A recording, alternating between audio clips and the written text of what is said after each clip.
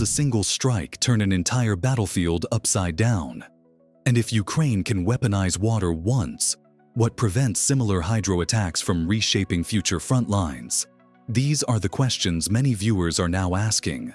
So, what do you think happens when geography becomes a missile? At 3:06 a.m., October 26, 2025, Ukraine executed one of the most unconventional operations of the war, an attack that merged engineering deception, precision firepower, and hydrology into one decisive blow. The mission began hours earlier when two LEA-100 reconnaissance drones painted a thermal picture of a hidden Russian logistics hub behind the Belgorod reservoir. What they found was staggering 8 ammunition trucks, multiple fuel tankers, and a reinforced warehouse containing over 500,000 pounds of material, enough to sustain a mechanized battalion for 2 days. That single thermal feed reframed the battlefield. Yet the most important discovery wasn't the trucks, but the terrain. A massive reservoir containing nearly 80 billion gallons of water held back by the Belgorod Dam. Within minutes, Ukrainian planners realized that the water itself could become a weapon. According to multiple Western defense analysts quoted later by Reuters and BBC, this marked one of the first deliberate hydro strikes ever used in modern European conflict, a tactic reminiscent of W12 dam raids, but executed with 21st century precision. 3 HIMARS launchers hidden near Chuhuiv received final coordinates. Ukraine selected the newest GPS-INS GMRS rockets designed to punch through hardened structures at near vertical angles. Their dual-mode navigation would allow them to fly terrain-hugging profiles, minimizing detection. At the same time, a deception package launched 2 UJ-22 decoy drones engineered to mimic the radar signature of Neptune cruise missiles, drawing Russian air defenses to the wrong vector. This multi-layered setup echoed NATO doctrine on combined deception and precision strike. A retired U.S. Air Force colonel told Defense News that the operation showed a level of sophistication that indicates deep Western advisory influence, even if not directly involved. And in Washington, where Donald Trump, now president, has publicly pressured NATO allies to increase defense contributions, officials quietly noted the attack's strategic implications.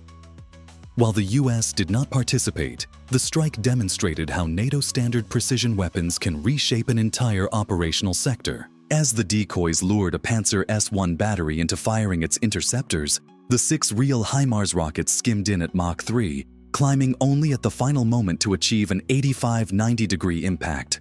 Russian radar hardly had time to react. At 3:07:05 a.m., the first penetrator slammed into the spillway control cluster. The second followed 2 seconds later.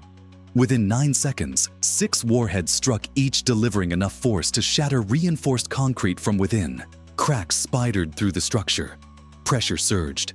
Then the face of the dam bulged inward, and a white torrent punched outward with catastrophic force. Western hydrologists later estimated that the initial surge exceeded 530 million gallons, traveling over 40 miles per hour, a man-made flood unleashed directly into the heart of Russia's staging zone. The scale of this kinetic hydraulic event stunned even seasoned observers. Analysts comparing the damage told Jane's Defense Weekly that the hydrologic effect equaled dozens of direct artillery strikes. But the true impact, economic, operational, and psychological, was only beginning. The water had been released. The logistics hub was directly in its path. But what exactly did the surge destroy first? What happens when an entire battalion is staring in the wrong direction? At the exact second, its survival depends on looking the other way. And if a single deception package can blind a modern air defense network, what might this mean for future NATO-Russia encounters? As the Belgorod Dam strike unfolded, Ukraine's deception plan proved just as decisive as the explosives themselves. Hours before impact, 2 UJ-22 decoy drones lifted from a makeshift runway northwest of Volchansk. Their purpose was simple, but devastatingly effective: mimic the electronic radar and thermal signature of Neptune cruise missiles to pull Russian attention off the real threat. Military engineers had tuned the decoy drones to emit RF bursts, pulse patterns, and heat signatures nearly identical to a Neptune's terminal seeker. Their altitude between 500 and 650 feet was deliberate, matching the profile Russian operators had been trained to identify as high risk. According to later analysis from BBC News and DW, The deception worked exactly as intended. A Russian 96L6E long-range radar classified the bogies as inbound cruise missiles, triggering an automatic defensive posture. That misclassification forced the nearby Pantsir S-1 battery, Russia's primary point defense system in the sector, to pivot northwest, locking its optical trackers and missile tubes toward the drones, rather than the real inbound threat. The battery expended its interceptors on the decoys, entering a critical reload cycle at precisely the wrong moment. Western analysts from Defense News commented that this kind of multi-axis saturation deception is straight out of modern NATO A2AD playbooks. One former NATO air defense advisor even remarked that Ukraine had orchestrated one of the cleanest suppression of air defense moments of the entire war, using only a pair of extremely low-cost drones. For a conflict increasingly shaped by attrition and asymmetric cost, the contrast was striking. 2 decoys worth a few $1,000s had neutralized a system worth tens of millions. Meanwhile, the 6 GMLRS rockets flying at ultra-low altitude and relying on GPS-INS plus terrain-following radar slipped under Russia's radar coverage. At around 1.8 miles from the target, each missile performed a sharp climb, aligning for the near-vertical strike angle essential for breaching reinforced concrete. The Russians realized the threat too late.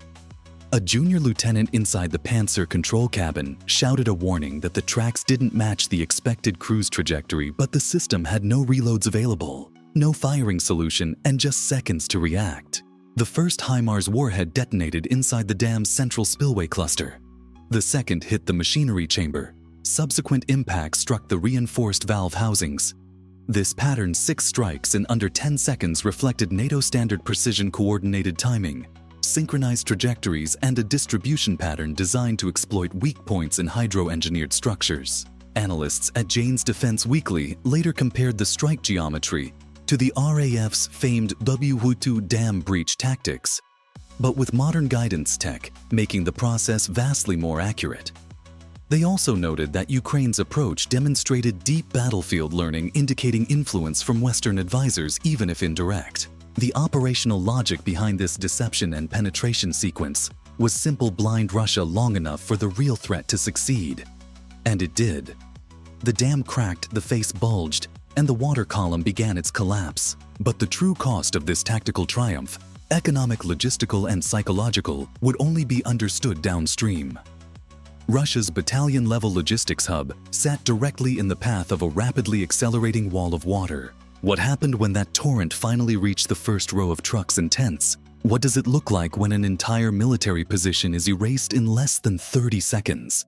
And how can a single act of engineering destruction cause the kind of cascading battlefield shockwaves normally associated with major offensives? The answer arrived downstream, fast, violent, and almost unimaginable in scale. At the exact moment the Belgorod dam ruptured, the first surge of water dropped nearly 500 million gallons into a narrowing channel, compressing into a shock front that gained speed with every meter.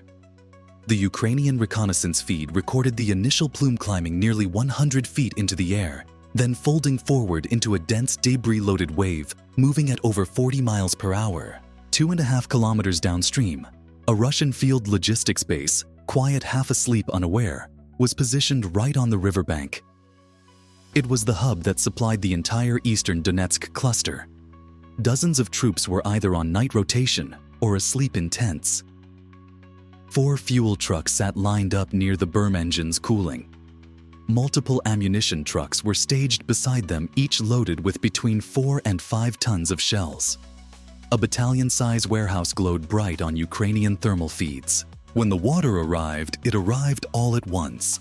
The first impact sheared 3 trucks straight off the embankment, flipping them like tin models.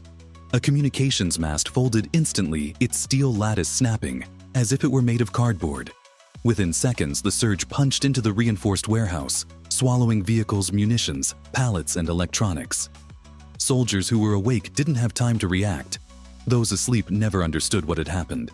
A thermal feed from a LEA-100 drone captured one last bright heat signature, a CAM 5350 fuel tanker being lifted and dragged downstream, the engine still burning as the vehicle rolled.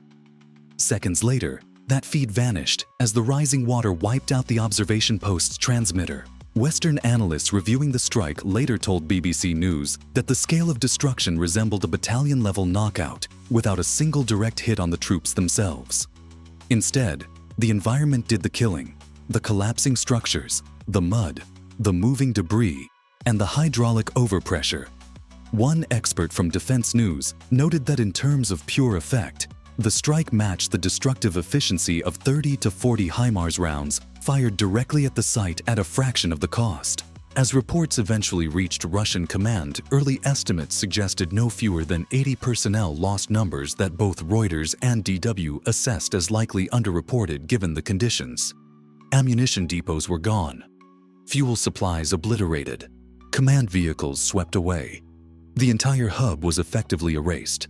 The economic cost was immense: millions of dollars in vehicles, ammunition, fuel, communications equipment, and engineering assets gone in under a minute.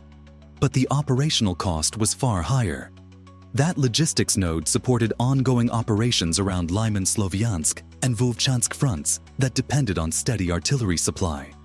Without it, Russian units would soon be firing blind rationing shells and facing stalled offensives. Meanwhile, in Washington, President Donald Trump was briefed on the incident early that morning. While his administration maintained its stance of reduced direct involvement, senior officials anonymously told the New York Times that the strike proved Ukraine's growing self-sufficiency in precision operations, something the White House quietly welcomed because it reduced direct pressure on U.S. military stockpiles. But the shockwave of the flood didn't stop at the logistics hub. Upstream, the dam continued collapsing. Downstream, the river began overflowing, tearing apart roads and supply routes. Across Donetsk, Russian commanders began seeing icons blink off their tactical displays. Communications dropped, telemetry vanished, concealed ammo dumps went silent. And within the next hour, Russia's entire regional supply grid began to unravel. How quickly can a modern army collapse when its entire supply web is severed in a single hour? And what does it mean for a frontline force when fuel, ammunition, communications, and command vanish almost simultaneously? Those questions defined the next phase of the Belgorod hydro strike's impact.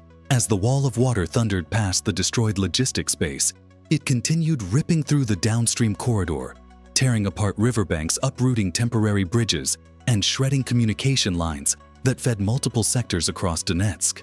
By the time the surge dispersed into wider lowlands, Russian forces had already suffered the equivalent of a full battalion-level loss without a single Ukrainian soldier crossing the front line. Within minutes of the flood's arrival, communications at the Vladimir Rivka rear base collapsed entirely. Field antennas bent and snapped. Fiber lines woven through the soft soil were pulled apart as the ground liquefied.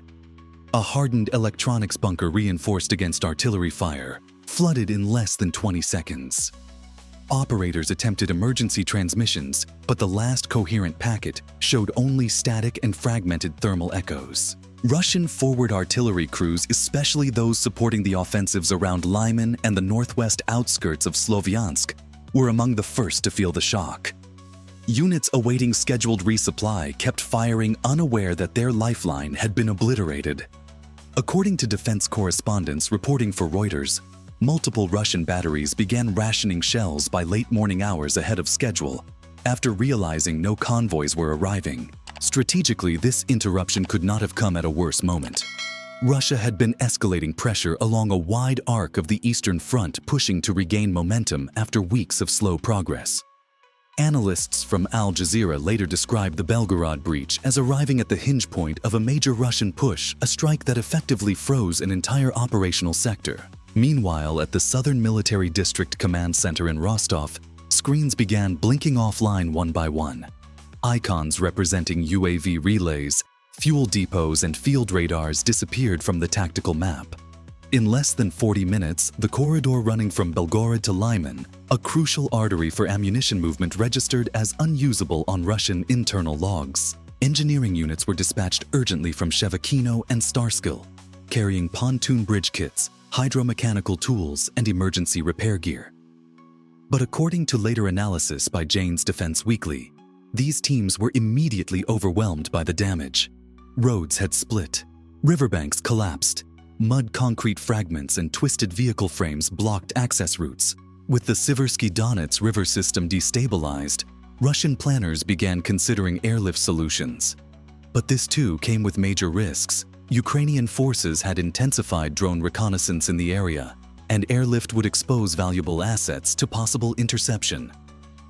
A senior NATO logistics advisor told DW that forcing Russia into airlift reliance was a strategic win in itself, since the cost ratio between airborne transport and destroyed fuel depots was enormously asymmetric. At the same time, the hydrologic shock altered the terrain so drastically that several crossing points Russia had relied on for months were rendered unusable. Geomorphologists consulted by BBC News warned that the river's altered flow might permanently reshape certain banks, complicating long-term troop movement. And yet the operational consequences still spread further. As telemetry died across Donetsk, small Russian outposts lost contact entirely. Recon elements reported only partial situational awareness. Units began relocating supply caches, abandoning compromised dugouts, and repositioning fuel drums to higher ground, all while drones circled overhead, collecting data for follow-up strikes. The hydro attack had done more than destroy a logistics hub. It had created a widening operational vacuum, one that Ukraine and even NATO planners observing the region recognized as an exploitable moment. What decisions would Russia make next? And how far would the strategic fallout reach? How does a single breached dam force an entire military district to reorder its strategy overnight? And if one precision strike can trigger this level of systemic collapse, what does it signal about the future balance between Russia, Ukraine, and NATO? By dawn on October 26, 2025, Russia's broader command structure began to understand the full scale of what had happened. What initially appeared to be a catastrophic infrastructure failure was now being tracked as a deliberate, highly coordinated hydro strike one that had knocked out an entire supply grid. Reports flowing into the southern military district in Rostov labeled the disaster a complete loss of logistics base Volostia due to hydrologic incident level 1. But this was more than a logistics setback. This was a cascading collapse radiating outward. Across Lyman-Vovchansk and northwest Sloviansk, Russian units found themselves cut off. Telemetry from frontline radars dropped. UAV hangars were reported destroyed or flooded. Key fuel and artillery supply lines were marked unsafe.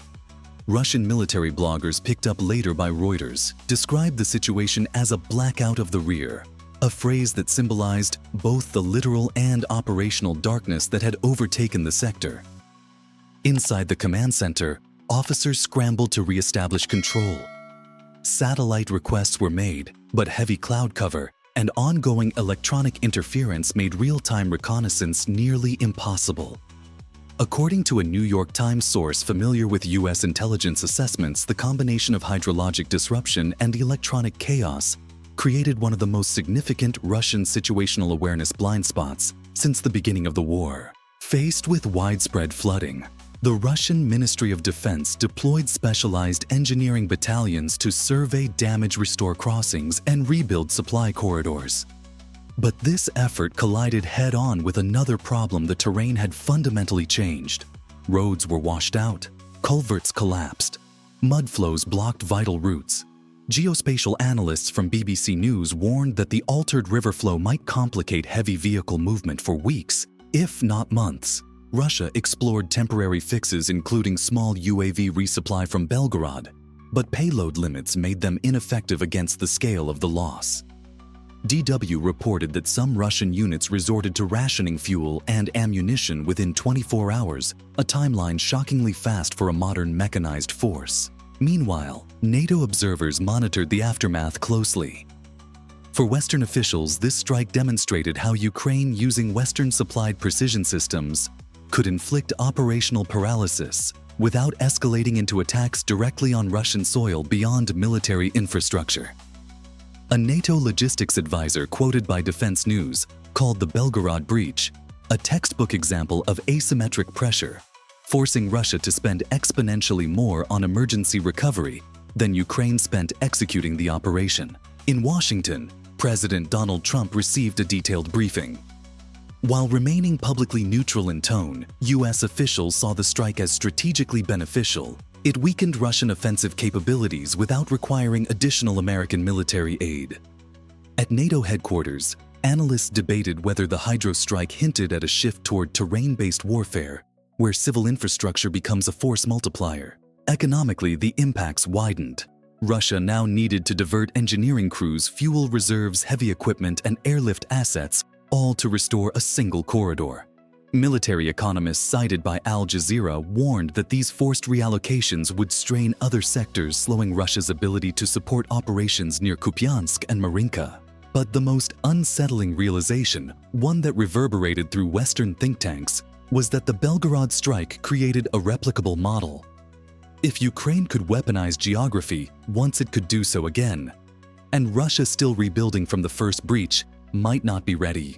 Which leads to the bigger question: what long-term strategic consequences would this hydrologic strike unleash across the entire Eastern Front? What happens when a single night's operation forces an entire war to rethink its rules? And if Ukraine has proven that geography itself can be weaponized, how will Russia and the wider world adapt to a battlefield where rivers, dams, and reservoirs become strategic targets? By the time the sun rose on October 26, 2025, the Belgorod hydro strike had already become one of the most studied military events of the year. Across Moscow, Brussels, Washington, and Berlin, analysts pored over satellite images, hydrologic simulations, drone footage, and intercepted communications to understand how one breach had produced campaign-level consequences. The strike was no longer merely an attack, it was a blueprint. From the first minutes of the breach, Russian military planners were trapped in crisis response mode. Hydro-mechanical teams estimated that even provisional restoration of the logistics corridor would take 5 to 7 days, assuming favorable conditions. But as Reuters and BBC soon reported, conditions were anything but favorable. The ground remained unstable. Silt boulders and shattered concrete blocked upstream routes. Downstream floodwater carved new channels, destroying fords that Russian troops had relied on for months. For a mechanized army heavily dependent on predictable terrain, this was a logistical nightmare. Meanwhile, Ukrainian reconnaissance drones still orbiting above the chaos recorded every detail. Their feeds, cited later by DW, confirmed continued disruptions: dislodged fuel lines, collapsed vehicle ramps, drowned communication arrays. The battlefield was undergoing real-time transformation. Strategically, the impact spread even further. Without the Belgorod logistics grid, Russian forces across eastern Donetsk entered what analysts from Military Watch magazine called a forced operational pause. Artillery batteries rationed shells. Medical stations reported shortages in critical supplies. Some assault units near the Lyman axis halted their planned advances, entirely lacking fuel for armored transport. This operational paralysis came at a moment when Russia aimed to regain initiative, turning the hydro strike into a rare window of Ukrainian leverage. In Brussels, NATO, planners viewed the event through another lens. The alliance had long emphasized the vulnerability of fixed infrastructure in high-intensity warfare, but Ukraine's strike pushed that doctrine further. A senior NATO hydrologic risk analyst told Defense News that the operation demonstrated how terrain, when fused with precision targeting and electronic deception, becomes a strategic multiplier without escalating into WMD territory. Western experts also debated the wider implications. Could similar hydrologic strikes occur elsewhere in the theater? Would Russia now fortify its reservoirs and dams with point defense systems? Would Ukraine attempt additional hydro operations to cripple other regional supply networks? For Russia, this attack forced difficult decisions. Engineering units had to be diverted from other fronts. Airlift assets were reassigned. Forensic assessments of the dam required senior hydrologists, sappers, and structural engineers personnel, who otherwise supported Russian advances across multiple sectors. Economists from Al Jazeera warned that rebuilding efforts would strain budgets already stretched by months of constant attrition warfare. In Washington, the Trump administration monitored the situation carefully. Although public statements remained muted, U.S. officials privately noted to NYT that Ukraine's increasing ability to execute independent precision complex operations reduced short-term pressure on American stockpiles, a factor with significant policy implications. As the hours passed, the full geographic impact became clearer. The Belgorod reservoir's altered flow reshaped riverbanks and destabilized roadbeds. Bridges once safe for armored columns were now dangerously undermined. Routes that had carried thousands of tons of supplies each week were rendered unusable. But the most remarkable effect, the one that Western military colleges would later highlight, is that Ukraine achieved all this without committing ground forces launching mass drone swarms or deploying expensive long-range missiles. Instead, it executed a precision-driven terrain-based strike that reshaped a front the size of a small country. It was efficient. It was asymmetric. It was strategic. And it sent a clear message: in modern warfare, the land itself can become a weapon. So the question remains, how will this new paradigm redefine the next phase of the conflict, and which side will adapt faster?